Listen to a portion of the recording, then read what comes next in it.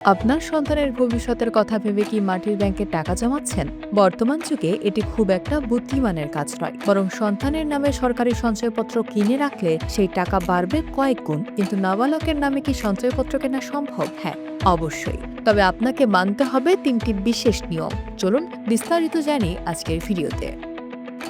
সন্তানের উজ্জ্বল ভবিষ্যৎ এবং উচ্চশিক্ষার কথা চিন্তা করে অনেক বাবা মা সঞ্চয় করতে চান। বাংলাদেশে 18 বয়সের কম বয়সী বা শিশুদের নামেও সঞ্চয়পত্র কেনা যায়। একে আইনগত ভাষায় নাবালকের নামে বিনিয়োগ বলা হয়। এতে একদিনে যেমন টাকা নিরাপদ থাকে, তেমনি পাওয়া যায় নিশ্চিন্ত মুনাফা। শিশুদের নামে সাধারণত সব ধরনের সঞ্চয়পত্র কেনা যায় না। বর্তমানে প্রচলিত নিয়ম অনুযায়ী 5 বছর মেয়াদী বাংলাদেশ সঞ্চয়পত্র শিশুদের নামে কেনার জন্য সবচেয়ে জনপ্রিয় এবং সহজ মাধ্যম। এছাড়া বিশেষ ক্ষেত্রে কিছু নির্দিষ্ট স্কিমেও বিনিয়োগ করা যায়, তবে 5 বছর মেয়াদী সঞ্চয়পত্রটি সবচেয়ে নিরাপদ পছন্দ।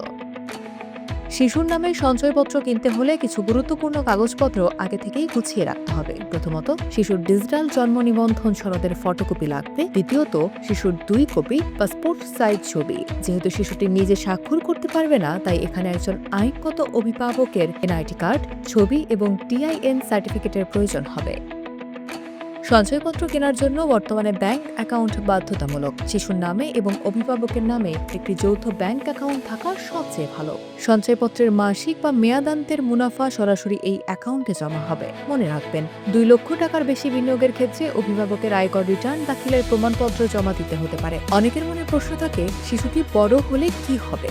নিয়ম হলো, যতদিন শিশুটির বয়স 18 বছর পূর্ণ না হচ্ছে, ততদিন অভিভাবক অ্যাকাউন্টটি পরিচালনা করবেন। তবে শিশুটি যখনই সাবালক বা 18 বছর পূর্ণ করবে, তখন সে নিজেই এই সঞ্চয়পত্রের একক মালিক হয়ে যাবে এবং নিজেই টাকা উত্তোলন করতে পারবে। আজকের ছোট ছোট সঞ্চয় আগামী দিনে আপনার সন্তানের বড় কোনো স্বপ্ন পূরণের সহায়ক হবে। তাই দেরি না করে আজই প্রয়োজনীয় কাগজপত্র নিয়ে আপনার নিকটস্থ পোস্ট অফিস বা ব্যাংকে যোগাযোগ করুন। সরকারি নিয়মে বিনিয়োগ করুন, সন্তানের ভবিষ্যৎ সুরক্ষিত রাখুন।